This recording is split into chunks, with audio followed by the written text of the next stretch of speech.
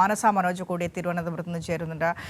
മാനസ, നിലവിൽ 8ഓളം പെൺകുട്ടികളുടെ പരാതികൾ, വെളിപ്പെടുത്തലുകൾ നമ്മളുടെ മുൻപിലുണ്ട്. 4ഓളം ഓഡിയോ സംഭാഷണങ്ങൾ, രാഹുലുമായി നടത്തുന്ന 4ഓളം ഓഡിയോ സംഭാഷണങ്ങളാണ് പുറത്തേക്ക് വന്നിട്ടുള്ളത്. അതിൽ നിന്ന് കൃത്യമാണ് എന്താണ് സംഭവിച്ചത്. രാഹുലിനെതിരെ ഈ പെൺകുട്ടികൾ നടത്തിയ വെളിപ്പെടുത്തലുകൾ അത് തീർത്തും പരാതി മാത്രമല്ല, അത് ഏതെങ്കിലും ഒരു തുറന്നു പറച്ചിൽ മാത്രമല്ല, കൃത്യമായിട്ടുള്ള കുറ്റകൃത്യം നടന്നിട്ടുണ്ട് എന്ന കൃത്യമായിട്ടുള്ള തെളിവുകളാണ് ഈ ഓഡിയോ സംഭാഷണങ്ങളിലൂടെയൊക്കെ പുറത്തു വരുന്നത്. അപ്പോൾ അതിലൊരു നടപടി വേണ്ടേ? കോൺഗ്രസിൽ നിന്നൊരു നടപടി വേണ്ടേ? കാരണം യുവ സാമാജികനാണ്, കോൺഗ്രസിൻ്റെ മുഖമായി ഇനി മുന്നോട്ട് കോൺഗ്രസ് ഉയർത്തിപ്പിടിച്ചു കൊണ്ടുവരുന്ന കോൺഗ്രസ് നേതാക്കൾ തന്നെ അത്തരത്തിലാണ് രാഹുൽ മാങ്കൂട്ടത്തിനെ പല തരത്തിലും പലയിടത്തും പോസ്റ്റ് ചെയ്യുന്നത്. അപ്പോൾ അങ്ങനത്തെയുള്ള ഒരു ഇമേജ് കോൺഗ്രസ്സുകാർ തന്നെ ക്രിയേറ്റ് ചെയ്ത് വെച്ചിരിക്കുന്ന രാഹുൽ മാങ്കൂട്ടത്തിനെതിരെ ഇത്രയധികം പരാതികൾ വരുമ്പോൾ, ഇത്രയധികം വെളിപ്പെടുത്തൽ വരുമ്പോൾ കോൺഗ്രസിനകത്തൊരു നടപടി വേണ്ടേ?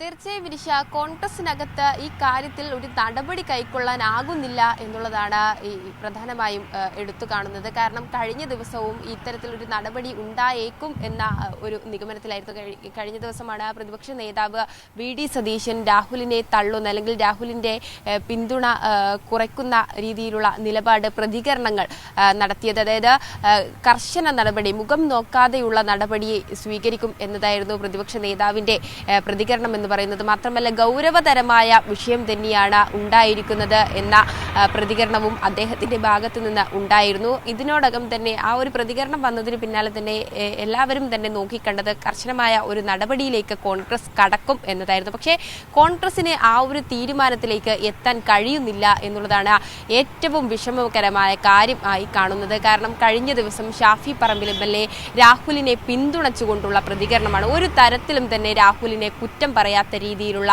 ഒരു പ്രതികരണമായിരുന്നു മാധ്യമങ്ങൾക്ക് മുന്നിൽ നടത്തിയത്. അതിന് പിന്നാലെയാണ് വി.ഡി. സതീശന്റെ ഭാഗത്ത് നിന്ന് ഇത്തരത്തിലൊരു പ്രതികരണം ഉണ്ടാകുന്നതും പിന്നാലെ ഇത്തരത്തിൽ രാഹുലിന്റെ ഭാഗത്ത്, അതായത് കോൺഗ്രസിനകത്തെ തന്നെ മറ്റു നേതാക്കൾക്ക് എതിരെ ഉണ്ടായ ഇത്തരത്തിലുള്ള ലൈംഗിക ആരോപണങ്ങൾ ഉൾപ്പെടെ ഉണ്ടായ നേതാക്കൾക്കെതിരെയുള്ള ഡിജിറ്റൽ തെളിവുകൾ ഉൾപ്പെടെ രാഹുലിന്റെ പക്കലുണ്ട്. ഒരുപക്ഷെ രാഹുലിനെതിരെ കർശന നടപടി സ്വീകരിക്കുകയാണെങ്കിൽ അത്തരം ആളുകളുടെ ആ തെളിവുകളൊക്കെയും തന്നെ രാഹുൽ പുറത്തുവിടാനുള്ള ഒരു സാധ്യതയും കാണുന്നുണ്ട്. ഒരുപക്ഷെ കഴിഞ്ഞ ദിവസം മാധ്യമങ്ങളെ കാണാൻ രാഹുൽ തീരുമാനിച്ചപ്പോഴും സംസ്ഥാന നേതൃത്വം ഇടപെട്ട വാർത്താ സമ്മേളനം നടത്തരുത് എന്ന നിർദ്ദേശം നൽകുന്ന ഒരു സാഹചര്യം ഉണ്ടായിരുന്നു.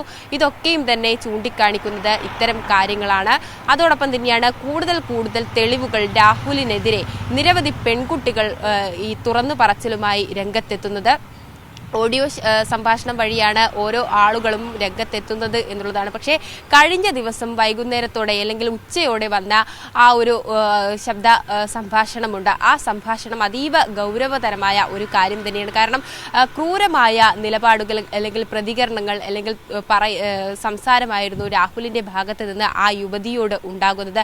ഭീഷണിപ്പെടുത്തൽ കൂടാതെ വിവാഹ വാഗ്ദാനം നൽകി ശാരീരികമായി ഉപയോഗിക്കുക, അതിനുശേഷം ഗർഭം ധരിക്കുക, ഗർഭധരിച്ചതിന് പിന്നാലെ ഗർഭചിത്രം നടത്താനായി യുവതിയെ പ്രേരിപ്പിക്കുക, ഒപ്പം തെറി വിളിക്കുക, ചാടി അടിക്കും എന്നതടക്കമുള്ള കാര്യങ്ങൾ, തെറി വിളിക്കുക, ഒപ്പം തന്നെയാണ് കൊലപാതക ഭീഷണി. അതായത് തന്നെ കൊല്ലാൻ എനിക്ക് നിമിഷങ്ങൾ മാത്രം മതി കൊല്ലണമെങ്കിൽ എന്ന കാര്യം രാഹുലിന്റെ ഭാഗത്ത് നിന്ന് തന്നെ ആ സംഭാഷണത്തിലൂടെ പുറത്തു വരുന്നു. യുവതി നിരന്തരം പറയുന്നുണ്ട് തൻ്റെ മാത്രം ഉത്തരവാദിത്തമാണോ, ഇതാണോ ഒരു ജനപ്രതിനിധി, ഇങ്ങനെയാണോ പ്രവർത്തിക്കേണ്ടത് അല്ലെങ്കിൽ സംസാരിക്കേണ്ടത് എന്നടക്കമുള്ള കാര്യങ്ങൾ ആ യുവതി ചൂണ്ടിക്കാണിക്കുന്നുണ്ട്. ആ ഒരു ഘട്ടത്തിലും ആ ഒരു യുവതിയുടെ മാനസിക പിരിമുറുക്കം അല്ലെങ്കിൽ മാനസിക ആരോഗ്യം പോലും കണക്കിലെടുക്കാതെ അത്തരത്തിലുള്ള ഒരു പരാമർശങ്ങളായിരുന്നു രാഹുലിന്റെ ഭാഗത്ത് നിന്ന് ഉണ്ടായിട്ടുള്ളത്. അതിനു പിന്നാലെയും കടുത്ത വിമർശനം തന്നെയായിരുന്നു രാഹുലിന് എതിരെ സോഷ്യൽ മീഡിയയിൽ ഉൾപ്പെടെ ഉയർന്നു വന്നത്. ബാലാവകാശ കമ്മീഷനും അതോടൊപ്പം തന്നെ വനിതാ കമ്മീഷൻ ഉൾപ്പെടെ കേസെടുത്ത ഒരു പശ്ചാത്തലം കൂടി ഈ ഒരു ഘട്ടത്തിലുണ്ട്. അതോടൊപ്പം തന്നെ ചൂണ്ടിക്കാണിക്കേണ്ടതാണ്, ഈ യുവതികൾക്കാർക്കും തന്നെ പരാതിയുമായി രംഗത്തെത്താൻ സാധിക്കുന്നില്ല. ഇത്തരത്തിലൊരു ശബ്ദ സന്ദേശം അല്ലെങ്കിൽ ഭീഷണികളാണ്.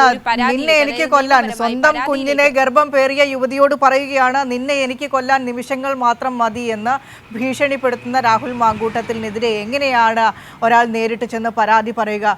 മനസ, ഒരു റിലേഷൻ എന്ന് പറയുന്നത് അത് ഏതുതരം ബന്ധമായിക്കോട്ടെ, അതിൽ നിന്ന് ലഭിക്കുന്ന അനുഭവിക്കുന്ന ഒരു ട്രോമ എന്ന് പറയുന്നത് അത് ഏറ്റവും കൂടുതൽ അഫക്റ്റ് ചെയ്യുക പെൺകുട്ടികളെ ആയിരിക്കും. പ്രത്യേകിച്ച് അത്തരത്തിൽ സ്നേഹബന്ധങ്ങളിൽ ഇടറിപ്പോകുന്നത് ആദ്യം സ്ത്രീകളായിരിക്കും. സ്ത്രീകളുടെ ഒരു മാനസിക നില ആ രീതിയിലാണ്. അപ്പോൾ അത്തരത്തിലുള്ള മാനസിക ട്രോമകൾ ലഭിച്ചു നിൽക്കുന്ന പെൺകുട്ടികളോട് പറയുകയാണ് ഓപ്പോസിറ്റ് നിൽക്കുന്ന ആള്, നിന്നെ ഞാൻ കൊല്ലും, എനിക്ക് നിന്നെ കൊല്ലാൻ നിമിഷങ്ങൾ മതി, നമ്മുടെ കുഞ്ഞിനെ ഇല്ലാതാക്കാൻ എനിക്ക് നിമിഷങ്ങൾ മതി, നീ അത് ചെയ്യൂ എന്ന് നിരന്തരം പ്രേരിപ്പിച്ചു കൊണ്ടിരിക്കുന്ന ഒരാളോട് എങ്ങനെ അയാൾക്കെതിരെ പരാതി ലഭിക്കാൻ എവിടുന്നാണ് മനസ്സ ധൈര്യം ലഭിക്കുക?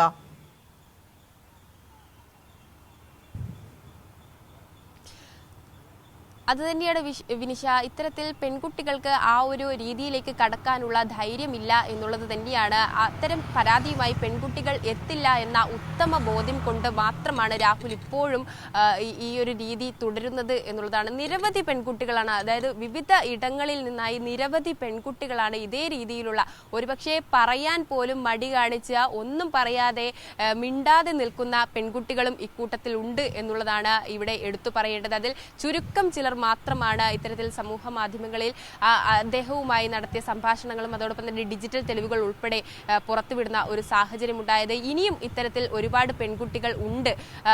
ഒരുപക്ഷെ ഇന്നും നാളെയുമായി വീണ്ടും ഇത്തരത്തിലുള്ള ഓഡിയോ സംഭാഷണങ്ങൾ പുറത്തു വന്നേക്കാം എന്ന നിഗമനത്തിൽ തന്നെയാണ് ഉള്ളത്. എങ്കിൽ കൂടിയും ഇത്തരത്തിൽ ഈ ഒരു വിഷയത്തിൽ കോൺഗ്രസ് വലിയ രീതിയിൽ പ്രതിരോധത്തിലായിരിക്കുകയാണ്. തെരഞ്ഞെടുപ്പ് അടുത്ത ഈ ഒരു ഘട്ടത്തിലാണ് കോൺഗ്രസിനകത്ത് ഇത്തരത്തിലൊരു കടുത്ത പോര്, അതായത് ഒരു നേതാവിനെ ചൊല്ലി രണ്ട് അഭിപ്രായങ്ങൾ ഉയരുന്നത്.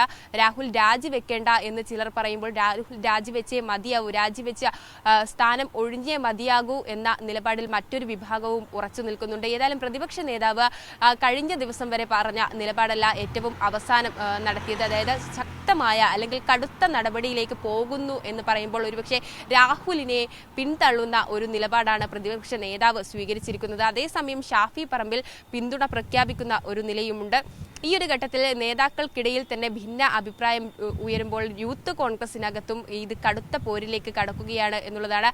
ഈ രാഹുലിന്റെ അധ്യക്ഷ സ്ഥാനം ഒഴിഞ്ഞതിന് പിന്നാലെ തന്നെ അധ്യക്ഷ സ്ഥാനത്തേക്കുള്ള ഒരു തർക്കവും രൂക്ഷമാകുന്ന ഒരു ഘട്ടം കൂടിയാണ്. ഒപ്പം തന്നെ രാഹുലിനെതിരെയും ആരോപണങ്ങൾ, അതായത് നേതാക്കൾക്കിടയിൽ തന്നെ ഇത്തരത്തിലുള്ള ആരോപണങ്ങൾ നേരത്തെയും വന്നപ്പോൾ എന്തുകൊണ്ട് നടപടി സ്വീകരിച്ചില്ല എന്ന ചോദ്യത്തിനുള്ള വ്യക്തമായ മറുപടി പോലും ഇപ്പോൾ കോൺഗ്രസ് നേതാക്കൾക്കിടയിൽ നിന്നും ലഭിച്ചിട്ടില്ല എന്നുള്ളതും എടുത്തു കാണേണ്ടത്. കാരണം കഴിഞ്ഞ ദിവസം പ്രതിപക്ഷ നേതാവും ഇതിലൊരു വ്യക്തമായ മറുപടി നൽകിയിട്ടില്ല. കാരണം കഴിഞ്ഞ വർഷങ്ങൾക്ക്, അതായത് 2-3 വർഷങ്ങൾക്ക് മുൻപും ഇത്തരത്തിലുള്ള ആരോപണവും പരാതിയും പെൺകുട്ടികൾ തന്നെ കോൺഗ്രസിനകത്ത് പറഞ്ഞിട്ടും കർശന നടപടി സ്വീകരിച്ചിട്ടില്ല എന്നുള്ളതും പ്രധാന വസ്തുതയാണ്. ആ ഇടത്താണ് ഇപ്പോൾ സോഷ്യൽ മീഡിയ വഴി രാഹുലിനെതിരെ നിരന്തരം ഡിജിറ്റൽ തെളിവുകൾ ഉൾപ്പെടെ പുറത്തു വരുന്നത്.